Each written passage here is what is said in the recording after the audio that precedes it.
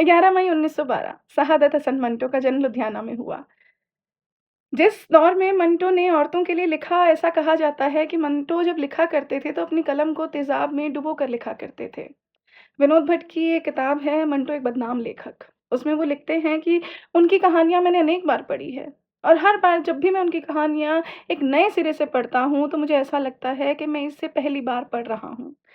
पुरुष प्रधान समाज तो तब भी था जब मंटो ने औरतों का पक्ष लिया, यहाँ तक कि आज से ज़्यादा प्रभावशाली था।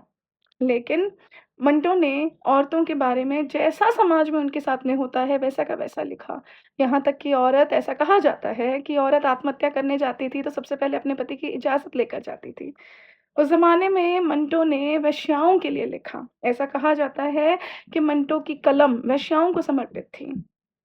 उन दिनों मंटो के अफ़साने लोग घर के एक कोने में बैठकर एक साँस में पढ़ डालते थे और बाहर आकर गुस्से में बौखला कर कहा करते थे कि ऐसी भी लेखनी कोई लिखता है? मंटो तो समाज को बिगाड़ने का काम कर रहा है। लेकिन मंटो ने ऐसी-वैसी किसी बात को कभी गंभीरता से नहीं लिया, उनकी परवाह नहीं की। उनका कहना था कि जिस युग में हम जी रहे हैं उसके अगर आप जानकार नहीं हैं तो मेरी कहानियाँ पढ़िए और अगर मेरी इन कहानियों का बर्दाश्त नहीं कर सकते तो ये ज़माना ही नाक़ाबिले बर्दाश्त है। मेरी लेखन शैली में कोई बनावट नहीं है। मुझे पब्लिसिटी स्टंट भी पसंद नहीं है। लोगों में उत्तेजना पैदा करने के लिए मैं नहीं लिखता हूँ। संस्कृति और समाज की चोली मैं क्या उतारूँगा जो पहले से ही नंगी है। उसे कपड़े पहनाना मेरा काम नहीं है और ना मैं इस तरह की कोई कोशिश करता हूँ। दर्जी का काम है ये। मंटो की कलम दर्जी की कैंची से भी ज़्यादा धारदार हुआ करती थी। आपको मंटो क्यों पढ़ना चाहिए? इसके मैं आपको 2 या 3 उदाहरण दूँगी। 2 या 3 उनके कुछ लिखे हुए कोट्स बताऊँगी, जिसमें उन्होंने वेश्या के बारे में इतना खूबसूरत तरीके से लिखा है कि समाज जिसे हीन दृष्टि से देखता है, वो हीन दृष्टि की है नहीं, वो अपना जिस्म बेचकर पैसा कमाती है। वो किसी पे डोरे नहीं डालती, वो किसी का घर खराब नहीं करती, वहाँ पर जाने वाले लोग अपनी इच्छा से जाते हैं, वो किसी को नहीं बुलाती। उनके लिए वो लिखते हैं कि वेश्या पैदा नहीं होती, बनाई जाती है या खुद बनती है। जिस चीज़ की माँग होगी मंडी में वो ज़रूर आएगी। मर्द की नफ़सानी ख्वाहिशात की माँग औरत है, ख्वाह वो किसी भी शक्ल में हो। चुनाचे इस माँग का असर ये है कि हर शहर में कोई ना कोई चकला मौजूद है। अगर आज ये माँग दूर हो जाए तो ये चकले खुद ब खुद गायब हो जाएंगे। वो ये भी लिखते हैं कि वेश्या और बाइस्मत औरत का मुकाबला हरगिज़ और हरगिज़ नहीं हो सकता।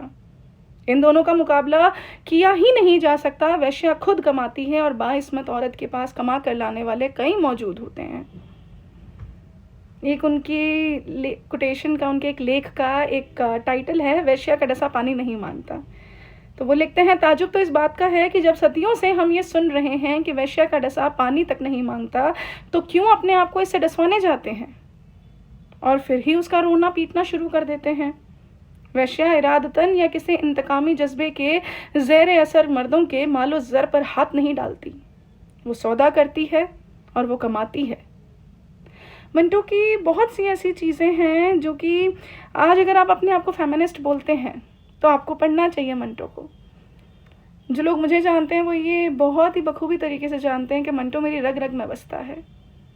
वो सच को सच कहता है, झूठ को झूठ कहता है। एक बार एक जज ने मंटो से कहा कि आप गंदा लिखना बंद कर दीजिए, तो मंटो ने कोर्ट में सबके सामने कहा, आप ये गंदगी दूर कर दीजिए, मैं गंदा नहीं लिखूंगा। मुझे नहीं लगता कि मंटो ने इसमें कुछ भी गलत कहा। मंटो को वेश्याओं से खास हमदर्दी इसीलिए थी क्योंकि वेश्याओं को लोग समाज का हिस्सा नहीं मानते थे। उन्हें सिर्फ एक मांस का लोथड़ा समझा जाता था, जिनमें बाकी लोगों के हिसाब से, बाइस्मत लोगों के हिसाब से उनके अंदर कोई भावना नहीं होती, उनके अंदर किसी तरह के कोई एहसास नहीं होते, कोई जज्बात नहीं होते। लेकिन ऐसा बिल्कुल नहीं है। आज के दौर में ये समझना बेहद आसान है अगर हम चाहें तो।